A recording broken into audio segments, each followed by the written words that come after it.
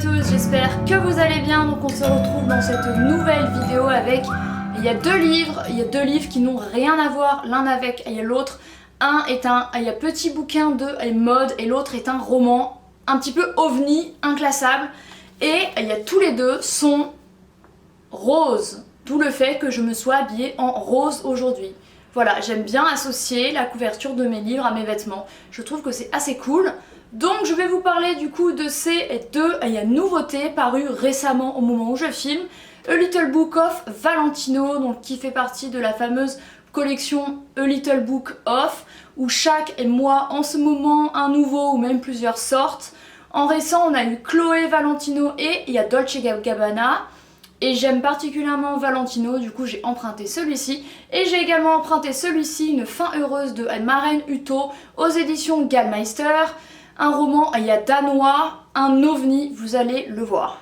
Alors, A Little Book of Valentino, donc comme habituellement avec cette très jolie collection publiée chez Place des Victoires, on suit la vie du créateur, en l'occurrence Valentino Garavani, qui est un homme qui a toujours adoré la mode, qui a fait ses classes à Paris, qui a été aidé d'un homme qui lui a été mentor avant d'ouvrir son propre atelier, son propre salon à Rome. Voilà, donc c'est vraiment l'ascension de la maison Valentino, de son amitié, de sa relation vraiment très étroite avec Giancarlo Giametti, un homme qui fut son amant, son ami, son confident, bref, voilà. On suit c'est les grandes amitiés qu'il a eues dans sa vie, comme avec Sophia Loren ou Jackie Kennedy Onassis. L'ADN de sa marque, voilà. Voilà ce qu'il aimait, donc les fameuses robes rouges Valentino. Voilà, ça c'est Valentino par exemple. Ses muses, il y a de l'époque, ses muses actuelles, enfin plutôt il y a les muses de la maison actuelle alors qu'il ne travaille plus chez Valentino, l'héritage qu'il a laissé, bref, voilà, moi j'adore ces petits bouquins si vous aimez, il y a de la mode, si vous aimez la création, le luxe c'est fait pour vous, c'est hyper intéressant. Il faut savoir que Valentino adorait également la décoration d'intérieur, et s'il n'avait pas été couturier, il aurait été décorateur d'intérieur. Il avait de nombreuses demeures parce qu'il était riche et que la maison se portait bien. Et il adorait les décorer. Voilà, par exemple, il avait une maison vers Paris, un chalet à Gstaad en Suisse, une maison en Italie, enfin bref, il en avait plein. Et là, on a un défilé final avec tout plein de robes rouges, ce qu'il adorait faire. Et il y a eu une rétrospective de ses créations avec des centaines de pièces absolument incroyables. Bref, c'est vraiment génial, je l'ai trouvé hyper passionnant. Donc voilà, c'était Little Book of Valentino de Karen Homer. Ensuite, on passe au second livre de cette vidéo qui est littéralement un ovni que j'ai lu entièrement à la librairie en plus d'une semaine bien sûr. Alors, Une fin heureuse de Maren Uto. Pourquoi j'ai choisi de lire ce livre? La couverture, je l'aimais bien. Pourtant, je déteste les corbeaux, j'aime pas les volatiles, ils font du bruit, ils chient partout, ça m'énerve. Mais j'aimais beaucoup cette couve, je la trouvais cool. Donc celui-ci c'est une nouveauté sortie en janvier chez Gallmeister. Alors on suit Nicolas qui est croque-mort de père en fils. Il faut savoir, il y a depuis son premier ancêtre 7 générations au-dessus qui s'appelait Christian I. Il faut savoir que chaque homme de sa famille, excepté lui du coup, s'appelait Christian. Il y a même son grand-père, Christian, donc il y a Christian I, Christian II jusqu'à Christian VII. Puis il y a Nicolas, ou Christian VI et Nicolas, je ne sais plus. Bref, voilà.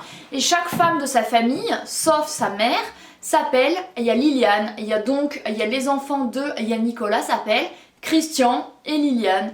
Bref, c'est assez loufoque. Donc, son premier ancêtre s'appelle donc Christian I. Christian I était danois, parce que c'est un roman danois. Christian I a atterri dans une île du Pacifique qui s'appelle Yatipioca, je crois. Il a commencé à parler le dialecte Yatikopia, une île où ils étaient exactement 989. Et pour que l'harmonie se fasse sur cette île, pour qu'il y ait suffisamment de ressources pour les habitants, il fallait absolument qu'il ne soit jamais plus de 989. Ce qui valut que certains nourrissons qui naissaient soient tués à la naissance, parce que sinon ils étaient trop. Qu'une fois qu'un vieillard mourait, un couple se voyait octroyer le droit de procréer, mais seulement un enfant, pour qu'il y ait exactement 989 habitants. Donc forcément à l'époque il n'y avait pas les moyens de contraception, on forniquait, un enfant pouvait survenir comme ça.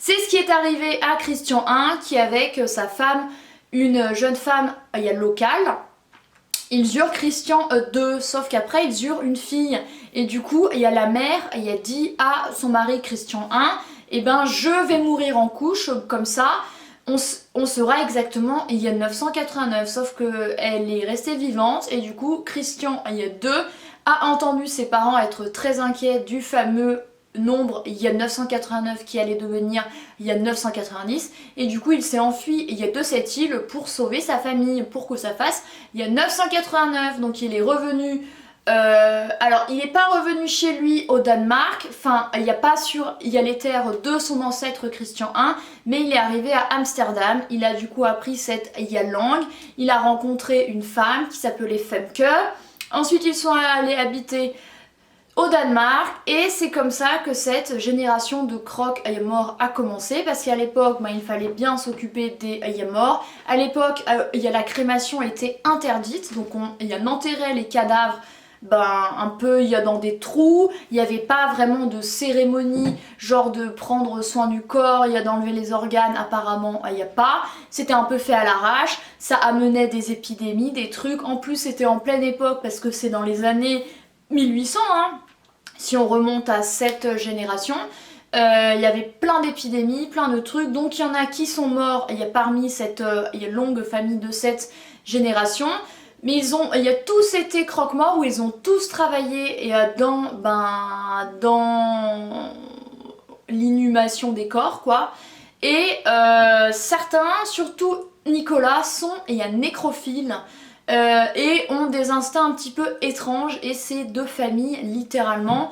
Donc Nicolas, en fait il y a une alternance de récits entre son moment présent, donc lui avec ses deux enfants Christian et Liliane, et sa mère qui est là, et sa tante qu'il appelle tante M, mais en fait c'est la compagne de sa mère, son père qui est très simple d'esprit, et on apprend qu'en fait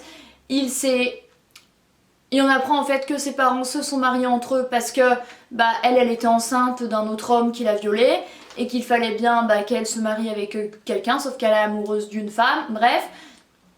Et ouais, on apprend en fait que Nicolas est nécrophile, il y a quand même quelques scènes assez explicites, un petit peu dégueulasses. Le gars, ça lui fait de l'effet, si on dit les choses joliment, d'avoir un corps mort et froid en face de lui. Il va devenir amoureux de Marianne, une des mortes dont il doit s'occuper, c'est un petit peu bizarre. Et ses enfants, Christian et Liliane, sont deux petits êtres surexcités de la vie, à qui il donne des calmants. Et en fait il a bien raison parce qu'ils sont absolument insupportables. Et Christian donc son fils a un instinct vraiment bizarre, violent. Et en fait pour tour, de son œil, devient rouge, et ça c'est une caractéristique des Christians de la famille, c'est qu'ils ont un drôle, d'instinct, bref, ils sont pas complètement nets. Donc voilà, je vais pas vous en dire plus sur ce roman. Donc ça se passe entre une île du Pacifique, Amsterdam, Copenhague, au 19e, au 20e et au 21e siècle. Il y a quelques scènes un peu dégueu quand même. Voilà, qu'est-ce que je peux vous dire plus, qu'il faut bien suivre, parce que entre Christian 1, 2, 3, 4, 5, 6, 7 et Nicolas c'est un peu compliqué. Et voilà, on a les relations des Christians entre eux, on a des morts dans la famille, on a également, et ça j'ai trouvé ça intéressant, il y a l'évolution de comment on traitait les morts à l'époque, du fait que l'inhumation va devenir... Enfin, la crémation va devenir autorisée parce qu'il n'y a plus de place, les cimetières débordent, et qu'il faut bien faire quelque chose, il y a du mort, sauf que l'enterrer ça prend trop de place, et effectivement les brûler finalement c'est peut-être pas si mal, et c'est ce que va faire je crois Christian V, Et bref, cette entreprise familiale est très prospère. Forcément, quand vous travaillez dans le business, il y a de la mort, c'est prospère parce qu'il y a des gens qui meurent, c'est inlassable. Voilà. Surtout à l'époque où on ne pouvait pas mourir après 70-80 ans. Les conditions de vie, il n'étaient pas aussi bonnes qu'actuellement. Et même s'il y a de quoi critiquer actuellement, on vit quand même relativement vieux. Donc voilà, je vais pas vous en dire plus sur ce livre-là. Il y a l'article juste après. Voilà, c'est un roman ovni, original, qui peut être un petit peu dérangeant, quand même sur la famille, sur les liens familiaux, il y a l'héritage. Le monde, il y a de la mort et cet aspect, il y a nécrophilie et de violence aussi qui est un petit peu dérangeant. Donc voilà, si vous êtes un petit peu sensible, je ne vous le conseille pas. Je vous conseille plutôt de vous plonger dans la vie de Valentino Garavani. Mais voilà, j'ai bien aimé ce roman-ci auquel je mettrais, je pense, un bon 8,5 sur 10. Et celui-ci, je ne vous l'ai pas dit, mais je mettrais facilement un 9, 9,5 sur 10. Et bien écoutez, c'en est tout pour cette courte vidéo de 2 livres roses. J'espère qu'elle vous a plu. Il y a tous les 2 lus au travail, voilà. C'est l'avantage de travailler dans les livres. Quand c'est calme, je lis, comme ça je peux conseiller des livres aux clients. Ça fait sens, n'est-ce pas? Merci d'avoir regardé cette vidéo, j'espère qu'elle vous a plu. N'hésitez pas à vous abonner, ça me fait toujours hyper plaisir. Et moi je vous retrouve très bientôt dans une prochaine. Bye!